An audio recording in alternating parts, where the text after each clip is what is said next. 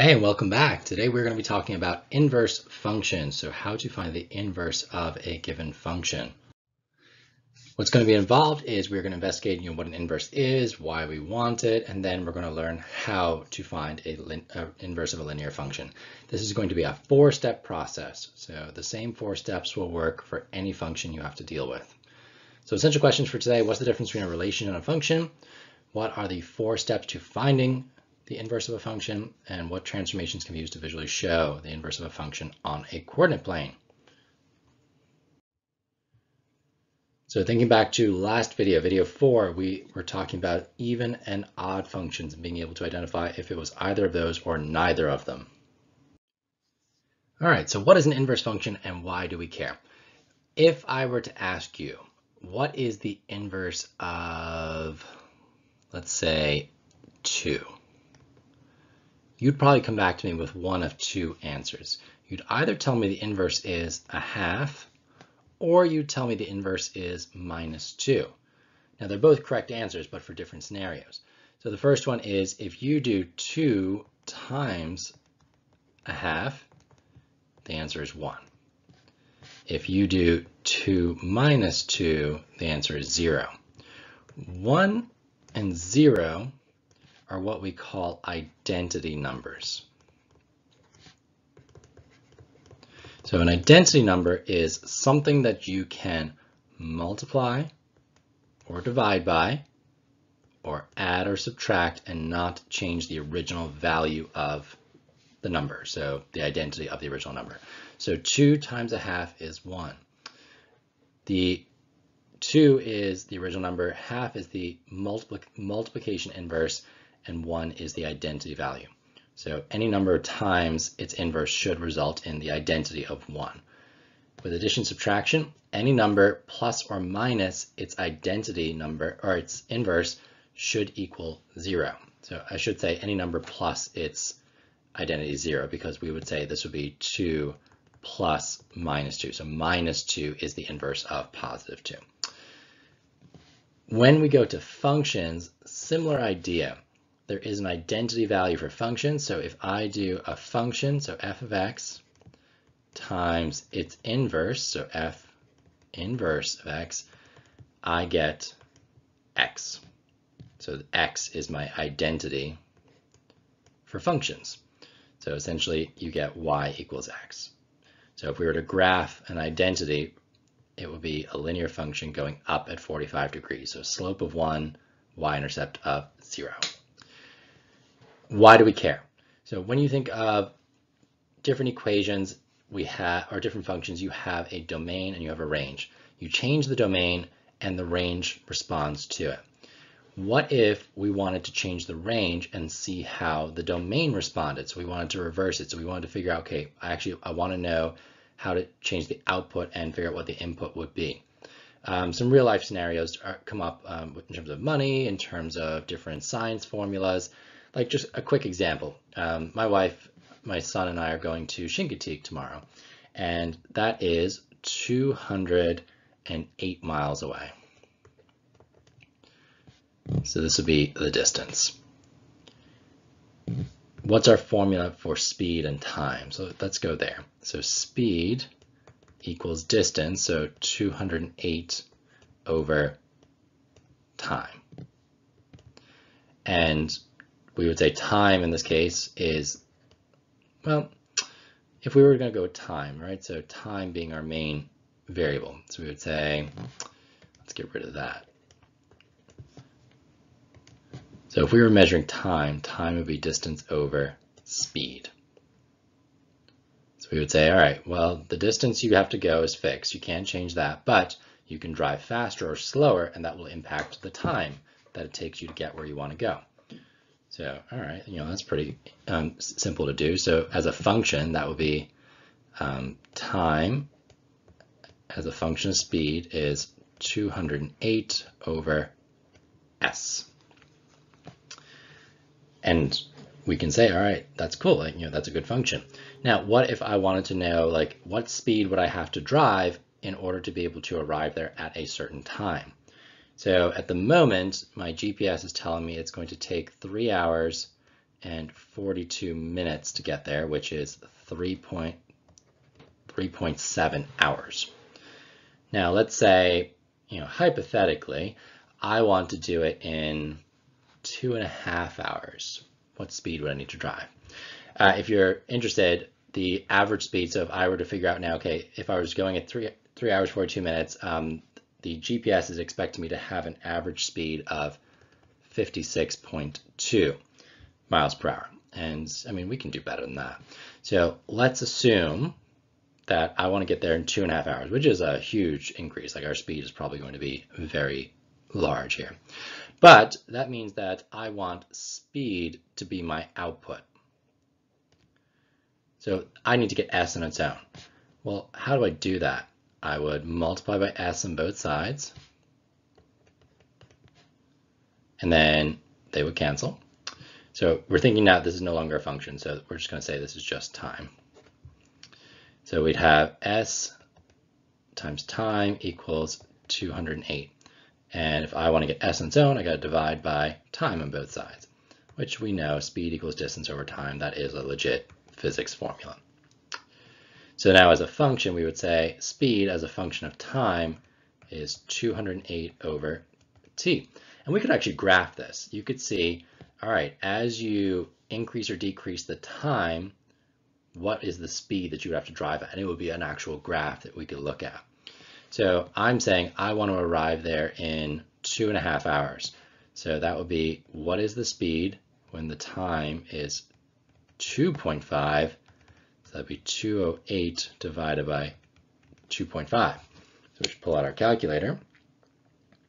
We do 208 divided by 2.5, 83.2 miles per hour. So that one is a little less realistic.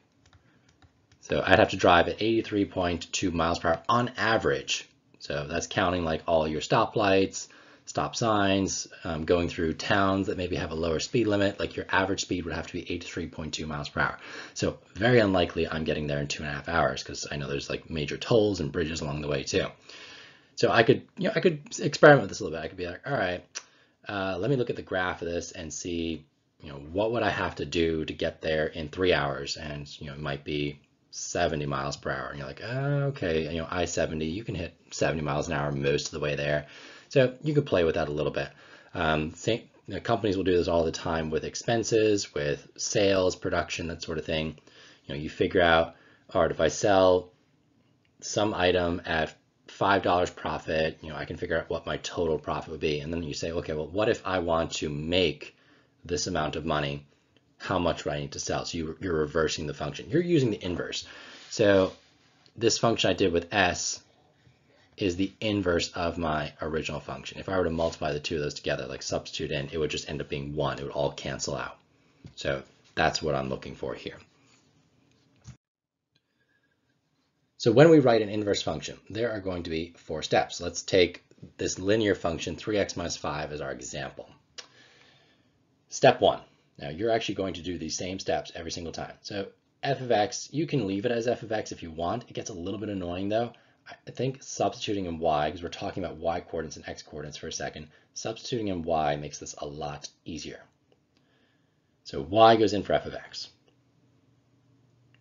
Then rearrange the equation to get x on its own. You guys have been doing this since Algebra 1, probably before that, or isolating variables.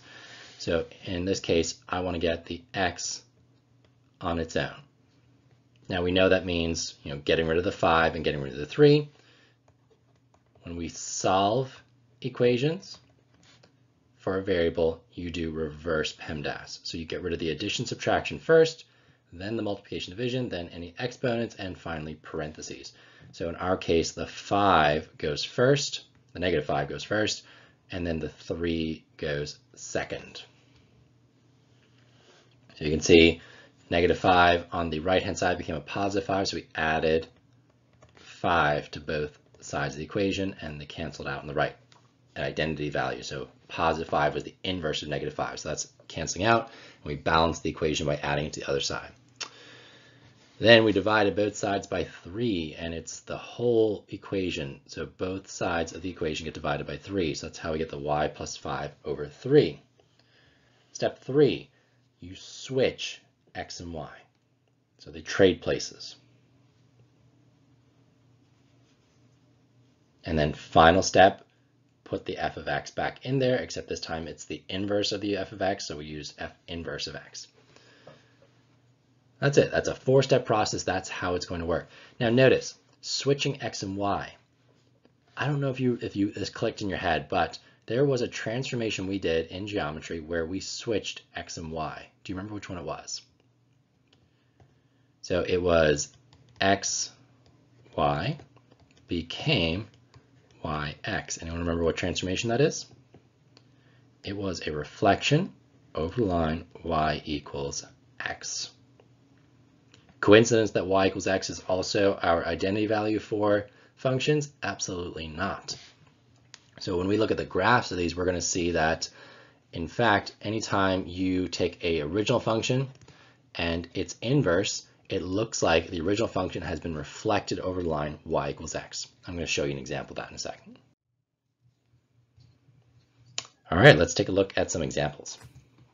Okay, so when we look at Desmos, we're going to be able to visually see what each inverse looks like compared to its original function. And I'm going to show you more than just linear functions because I want you guys to see that this applies to all different types.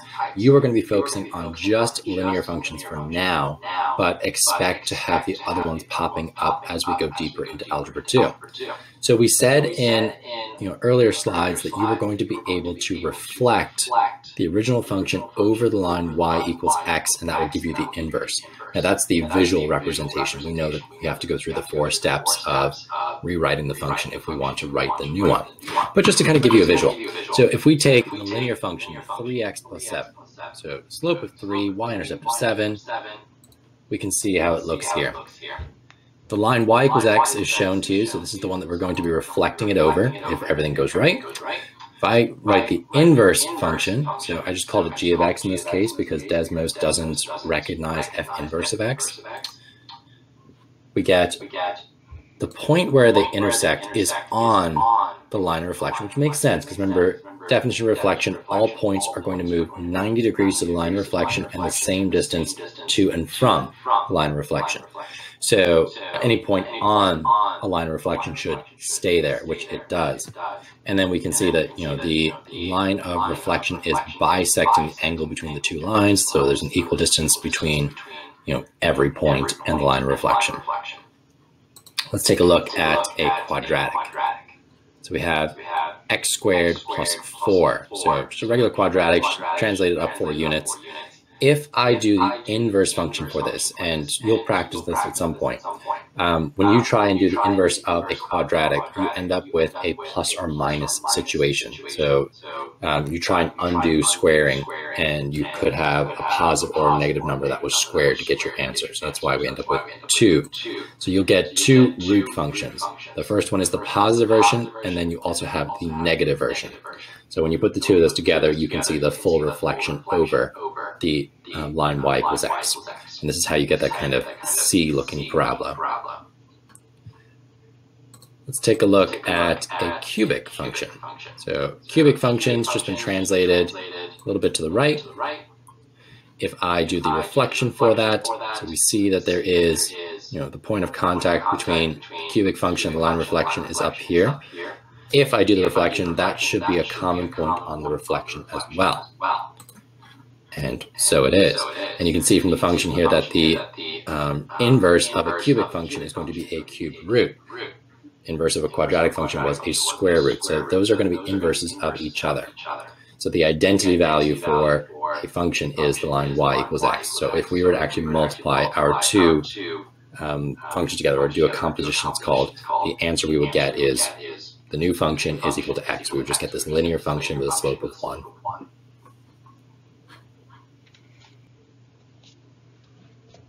Okay. So let's take a look at an example. Inverse function for minus 2x plus 3. So I'm just going to do a quick reminder up here. Step 1, we replace f of x with y. Step 2, solve for y. I'm sorry, solve for x, not y. Silly me. And step 3, switch x and y, and then step 4, y goes to become f inverse of x. So it switches back to being f of x again. All right, so in this one, minus 2x plus 3, reverse PEMDAS, and we want to put y in there first, so y equals minus 2x plus 3. To get x on its own, we're going to subtract 3 from both sides, so y minus 3 equals minus 2x plus 0, because they cancel out. To get x on its own, we need to divide by negative 2 on both sides. So the negative 2's cancel, leaves a 1, so x is just on its own now.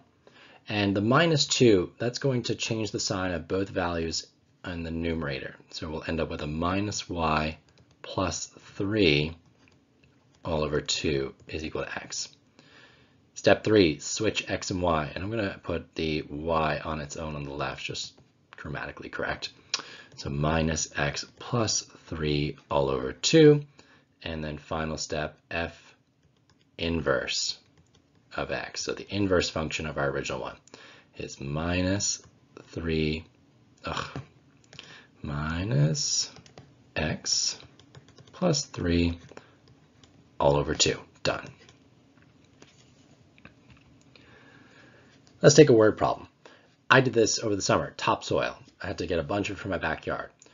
Total cost was based on $30 per cubic yard plus a $15 delivery fee. And then, do you guys know what that 1.06 is?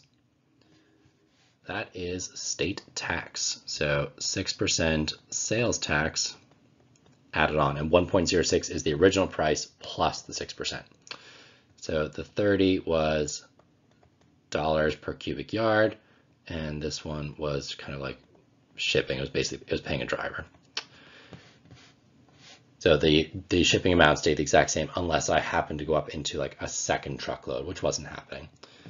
So what if I said I want to rewrite this to base it on cost? So like I want to say I want a fixed cost. How much can I order for that amount of money? So I need to rearrange this to get the y on its own. So the first thing we do is instead of c of y, I'm just going to call it c. You can call these whatever you want, but like you have to keep track of which variable is representing what. So 30y plus 15. If I want to get y on its own, I got to get rid of everything else. So reverse PEMDAS, addition, subtraction, multiplication, division, exponents, parentheses. So the parentheses is actually going to go last, even though it's addition, subtraction side. So the 1.06 goes first. So c will be divided by 1.06 since it's multiplied on the right-hand side, and that'll be equal to 30y plus 15. So the parentheses can drop now since there's nothing else happening to it. Now we're going to subtract 15 on both sides. So we got c over 1.06 minus 15 is equal to 30y. And we'd have to divide the whole thing by 30 now, too. So you would end up with c over, now 1.06 times 30. So we're going to, the two of them are, it's 1.06 times 30 because we're dividing by 30 as well. So it'll be 1.06 times 30, which is 31.8. So c over 31.8. And then minus 15 over 30, well, that simplifies to be a half, is equal to y. So this would be the number of yards, the y is yards, based on the total cost or how much I want to spend. So if I have a budget of $200, how much soil can I get? It's a very important question, especially when you think about the US system where there's tax involved as well. Like it's not like it's just, oh, take how much you want, divide it by the price per yard, you're done. Because you have to include tax as well. So this is actually a pretty good example of working backwards to stay within a budget. So I would say, all right, the total yardage, I'm going to write this as a function again, yardage as a function of cost. And in a cleaner version, this was c over 31.8 minus a half. So if I want a total budget of $200, it'd be y of 200 for C, divided by 31.8 minus a half. And that just goes in our calculator. So 200 divided by 31.8 minus a half. So I will be able to afford 5.78. It'll be 5.78. And technically the next number is 9, 3, and that's cubic yards of soil, which is quite a lot of soil. I ended up buying 3 cubic yards, so I spent less than $200. But it's a good exercise. We're saying, okay, this is what I got to spend. How much can I get for my money? Work it backwards. So take the equation, get the inverse of it, and figure out, okay, how much can I spend? And if we had graphed the inverse function, so this one here, if we had graphed that, I would have been able to look at the graph and be like, okay, on the x-axis would have been money, and on the y-axis would have been cubic yards. So remember, the more I want to spend, the more yards I can get. So I'm not sure exactly what this function would look like, but it would be something like this. And actually probably linear.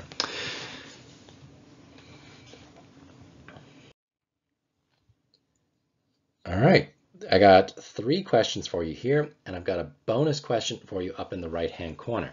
So the 3 on the left are linear functions. That's all you'll be tested on in this particular module, but quadratics are coming. Do you want to take a shot at it and see how you do? So try the 3 on the left, try the bonus question, and then come back and see how you did. So actually pause the video, try them, and then come back. All right, welcome back. Let's do this. So we've got inverse functions. I'm tired of writing red. So let's do y equals 3x plus 6. Then we want to subtract the 6 from both sides. So y minus 6 equals 3x. And then we're going to divide by 3 on both sides. So we would get x equals y. Now you could separate this because like 6 is divisible by 3, or you can leave it as is. So you could do y over 3 minus 2, or you can do y minus 6 over 3. It doesn't really matter to me. Then we switch the variables. And then finally, f inverse of x is x minus 6 all over 3. And if you graph it, you will see that they are reflections of each other. Number 2. Let's just tighten that up a little bit. We've got y equals minus 5 times x plus 5 all over 6.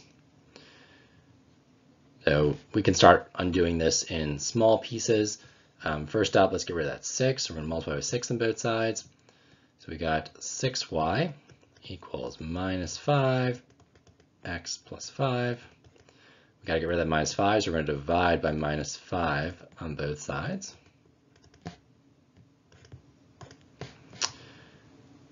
So then that will give us, I'm just going to put some verticals in here. So we got minus 6y over 5 is equal to x plus 5. So then we subtract 5 from both sides. We'll finish up with x equals minus 6y over 5 minus 5. So remember that 5 is not divided by the other one. And then switch your variables around. So y equals minus 6y over 5 minus 5. And then f inverse of x will be minus 6. And I made a mistake up above. That should not be a y, that should be an x. There we go. Minus 6x over 5 minus 5. And you can always check your work on Desmos, like put in the original function, put in the inverse, and see, are they actually a reflection over y equals x, like I showed you in that previous slide. Okay, last one, 3x, or 3 over 2x minus 10. So y equals 3 over 2x minus 10. We're going to add 10 to both sides. So it's going to be y plus 10 equals 3 over 2x. How do you get rid of a fraction?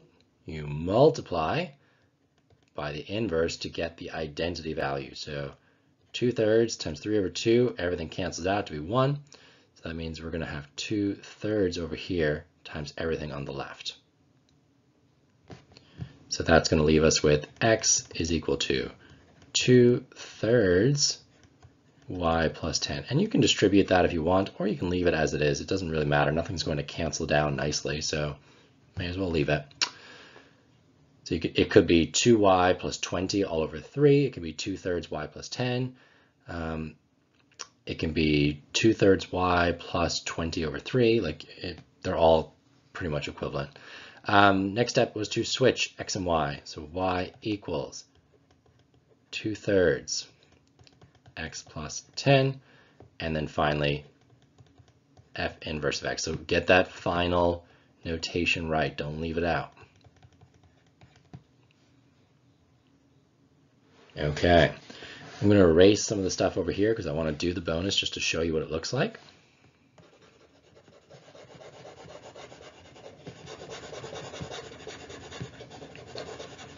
But I'm curious how you guys did. Were you able to do it?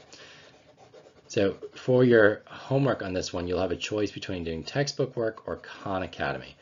I kind of want to encourage you guys to do the Khan Academy because you'll get that instant feedback of, hey, do I know what I'm doing or not?